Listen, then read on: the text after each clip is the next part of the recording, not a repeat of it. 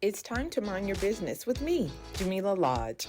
Tune in to find out how to mind your business with BEDC, special guest entrepreneurs, industry experts, and more. Brought to you by BEDC. Bermuda Business starts here.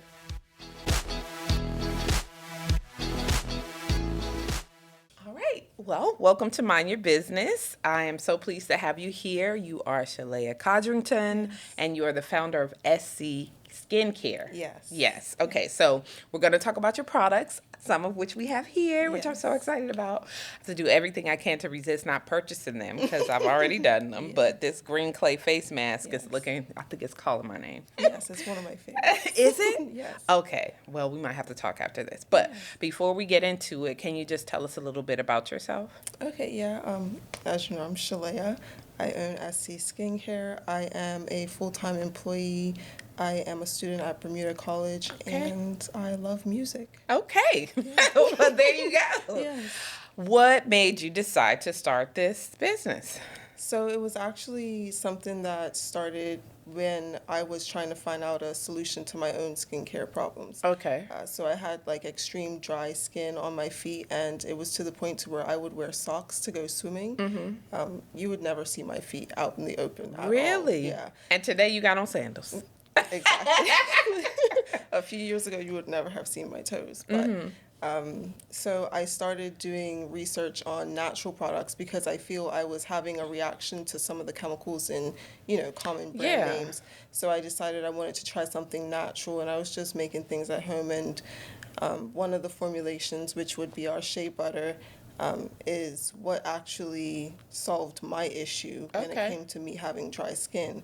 And I was sharing it with people in my family, and they encouraged me to try and sell it. So I did that in 2019. Okay. And here we are today. And I'm like, that's right during COVID, right? Exactly. And so that's amazing. So these are the products, which are gorgeous. Yes. So making shea butter is one thing, but how did you arrive at this whole beautiful setup here?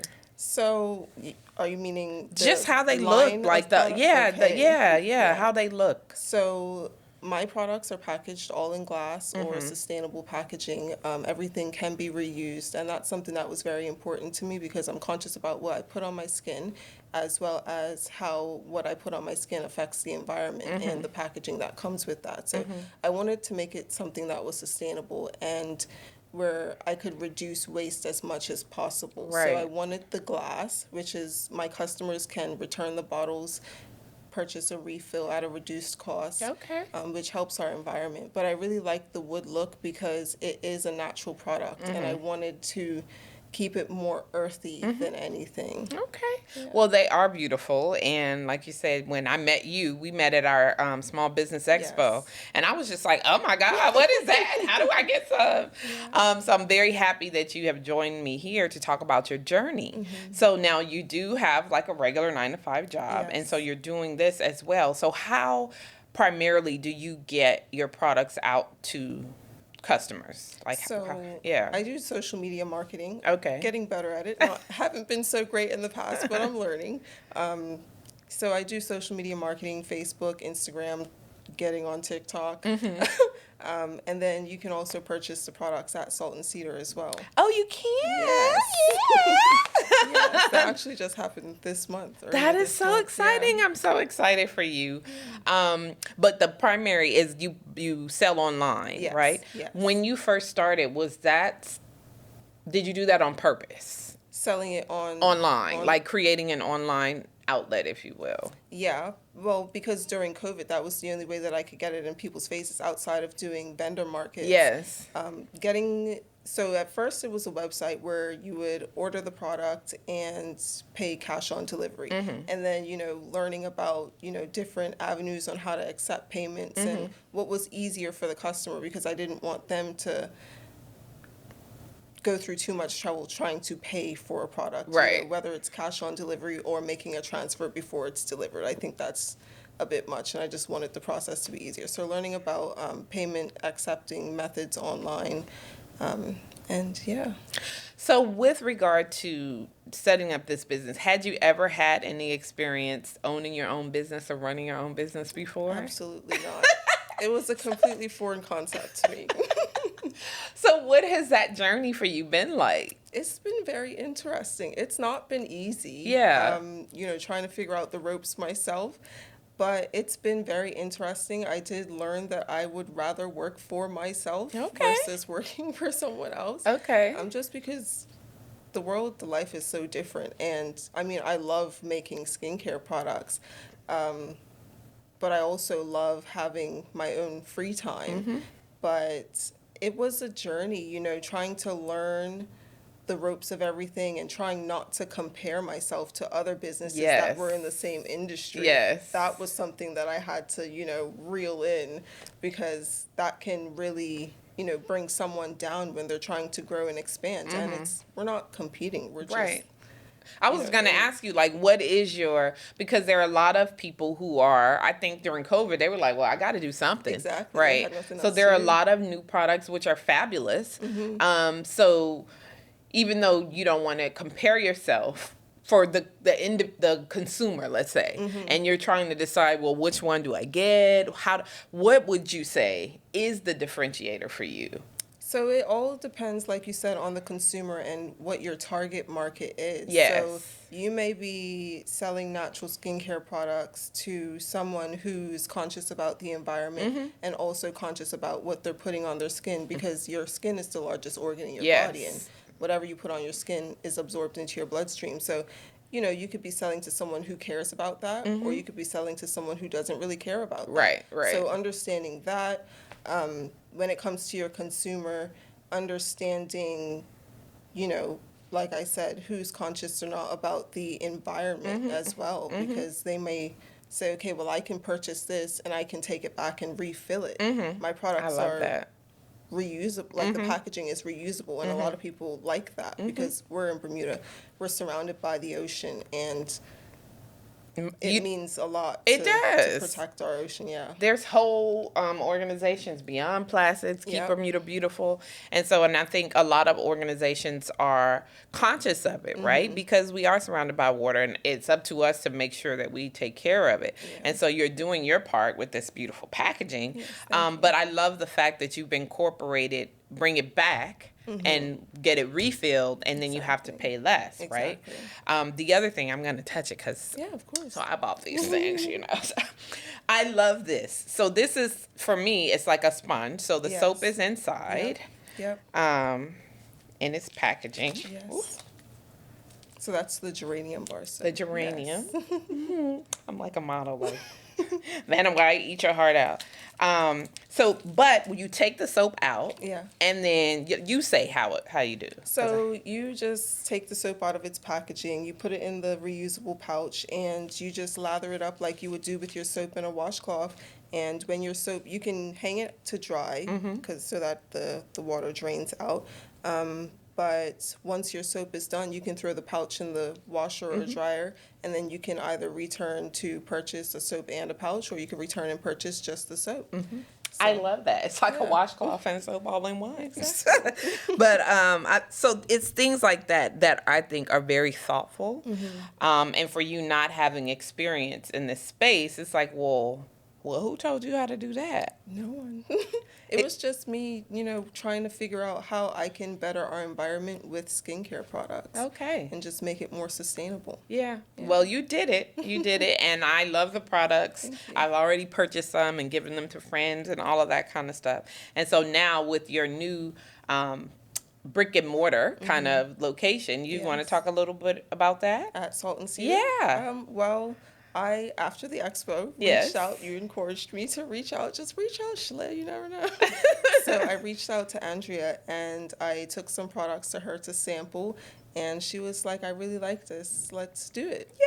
So it's like, great. Shout out to awesome. Andrea. Good luck. Because I think it's important, right? We talk about competition versus collaboration. And I think, like you said, your products, there are other products in the market. It doesn't mean that you can't support other products. Exactly. And Andrea and Salt and Cedar, they have all of these beautiful products. A lot of it is imported, but when you have something beautiful that's locally made, then why not showcase it? So that she has agreed to have the products in there. That's awesome. So because it creates more exposure for you. Yes. Right?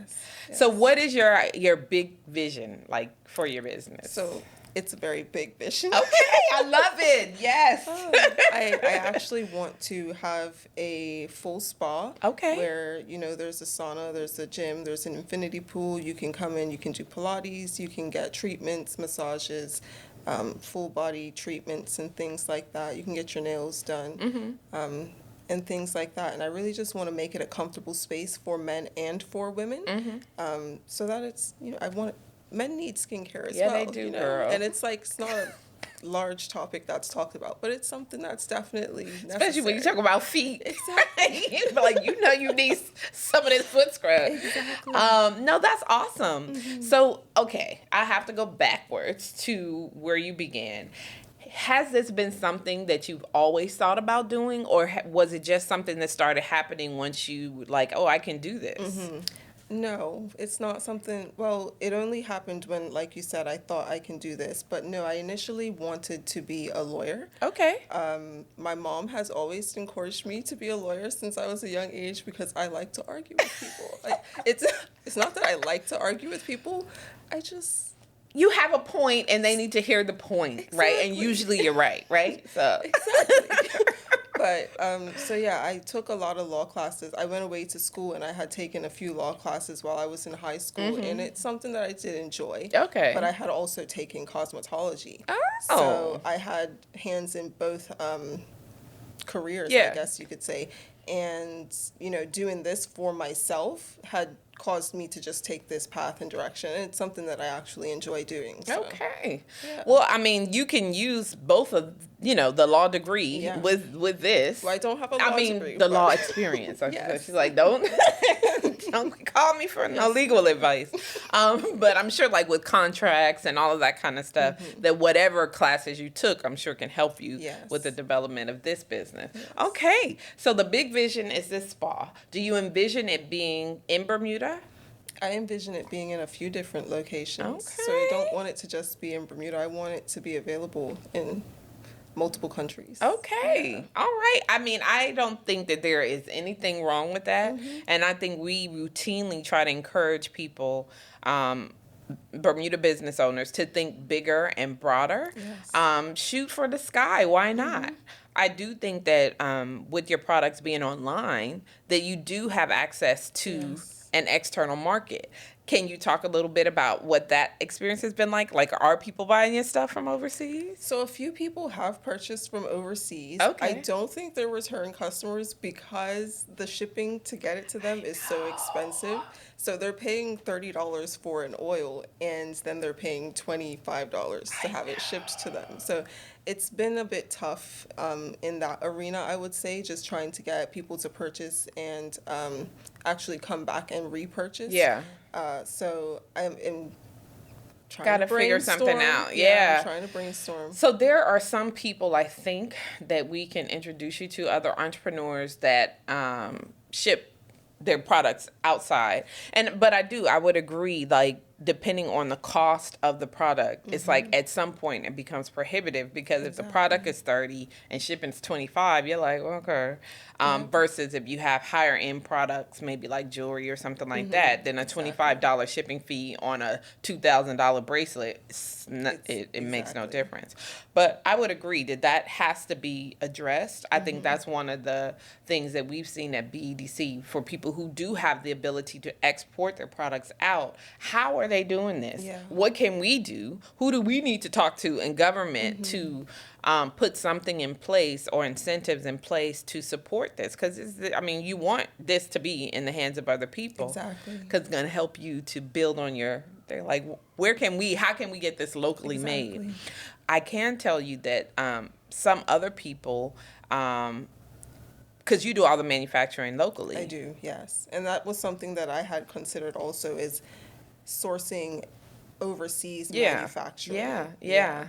And then it's the recipes, and you have conversations with people and they're like, no, it's my baby, I don't want to tell anybody else how to make it. Exactly. But these are the things that you have to go through when you're looking at trying to scale up your products and your business. It's just a part of doing business. So how are you managing to do this, make the products, because you're making them yourself, or do you have a team? No, I make them myself.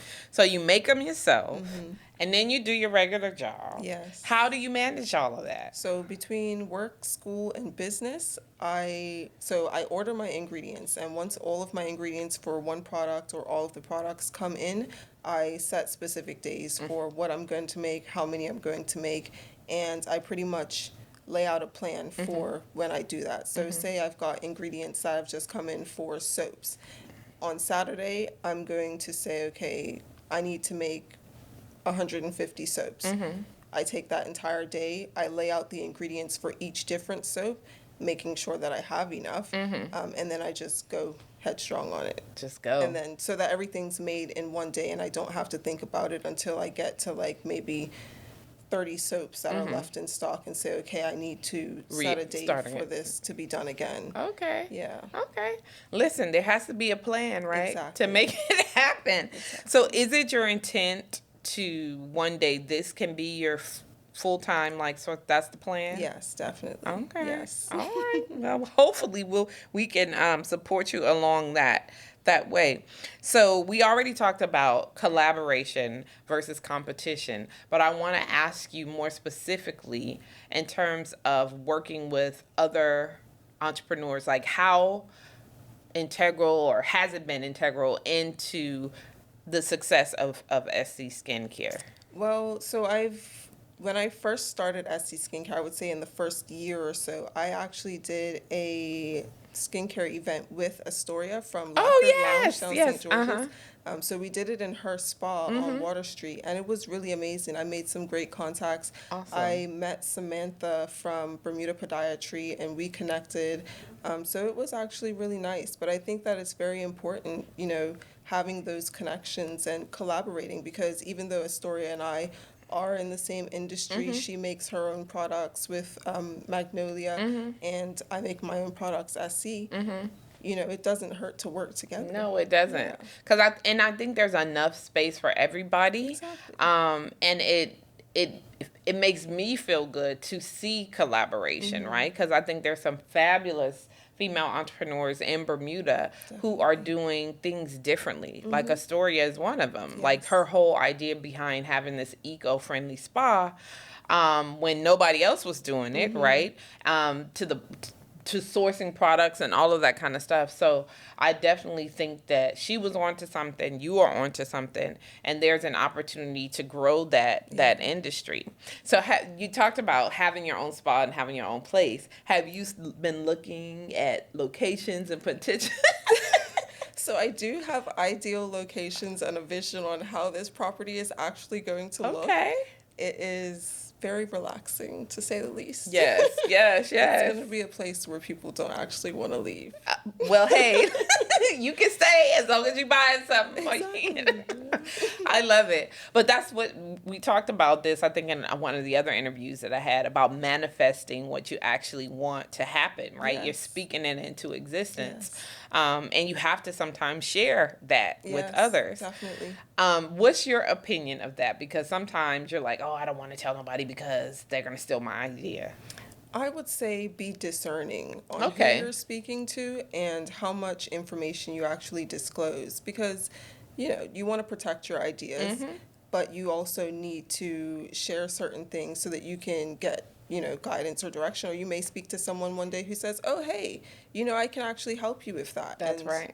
They'll connect you with someone that they know, or they'll take you somewhere to a property and say, do you like this? I can offer this to you at this X amount of dollars, and then, you've got yourself a deal there. That's right. I would say just be discerning. I think that's important, because sometimes when you hold things too close, then you don't get the benefit of those opportunities, right? Because sometimes people just don't know what they don't know. They can't help and support. Like, I didn't know until we met, right? And so I'm like, well, hey, wait, maybe this person, and, So I think it's important to share, but like you said, just be discerning about who you share with, and also who you put in your space. Right? So when I talk about putting people in your space to support you or whatever, I'm talking about mentors and people who can help you. Have you found having mentors or having women in your space or in your life helped you to kind of realize this business? I would say I've reached out to a few people in regards to finding a Yeah. mentor, because I've been seeking for a mentor for a really long time.